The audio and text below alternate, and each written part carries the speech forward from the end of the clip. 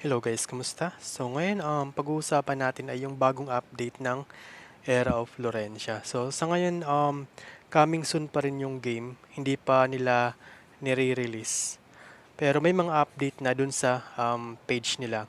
So ngayon nga, ito yung update nila. Alam ko nung isang araw pa, yung 1 IP address or 1 IP/1 account. So ibig sabihin nun, isang account lang ang pwede mong laruin sa bawat computer. So, mas maganda to. Para sa akin, mas maganda to kasi iwas na rin sa mga gumagawa ng bot. Pati na rin dun sa mga yung sa dami. Kasi kung titingnan nyo, yung emulator or simulator ba tawag doon, na pwede kang gumawa ng maraming account. So pag may ganito, isa lang yung magagamit mo.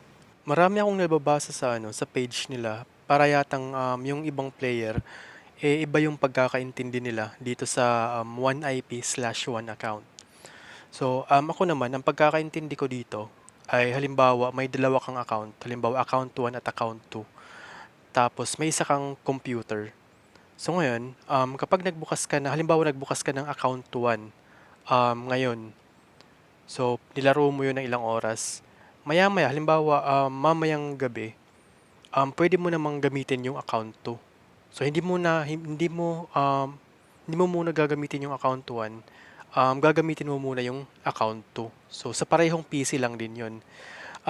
May nabasa kasi ako dun sa page, yung pagkakaintindi naman niya sa 1 IP/1 account.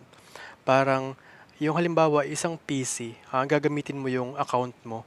Parang iniisip niya na dun mo lang talaga magagamit yung account mo sa PC na 'yon. So para sa akin naman, tingin ko hindi naman gano'n. Ang ibig lang sabihin nun, isang account lang ang pwede mong malaro sa isang device or sa isang computer. So yun yung ibig sabihin ng 1 IP/1 account. Pero hindi pa naman sila naglalabas ng full details. So sabi nga dito, ilalabas nila yung full details bago ilabas yung game or bago i-release yung game. So may maganda at hindi maganda dito sa ah, update nila. So una, ang maganda, maiiwasan yung mga bot. Kasi karamihan talaga sa mga game, lalo na yung mga nilaro kong mobile, na may mga trade, MU na mobile na may trade. Ang daming bot. Halos sakop nila yung isang mapa, isang tao lang yung may-ari doon. So, pag dito kasi, mas maganda kung 1 IP/1 account lang. So, isa lang yung pwedeng gamitin. So, nasa kanila na yon kung marami silang device.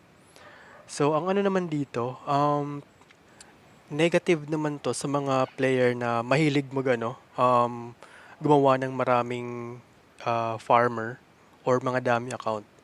Halimbawa, maganda yung PC mo, kaya mong maglaro sabay-sabay ng 5 account or 7 or 10 kung maganda talaga yung PC mo. So, pwede mong pagsabayin yun sa isang computer. Ngayon, since nasanay ka sa ganyan, pagdating mo dito sa game na to, maninibago ka talaga.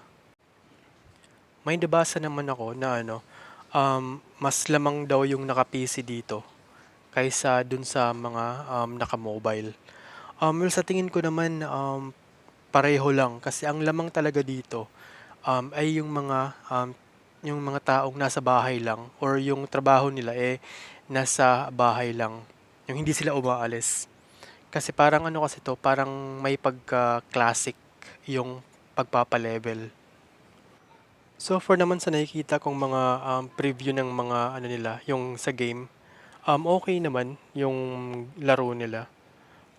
Yung iba nga lang nagrereklamo sa yung sa graphics or yung sa mga button ng skill. Pero tingin ko okay naman. Wala namang problema doon. So, yun lang po. Kung may kung may naisip kayo dun sa bagong update nila or may ideya kayo dun sa update nila, so comment lang po kayo sa baba para naman alam din ng iba. Maraming salamat po.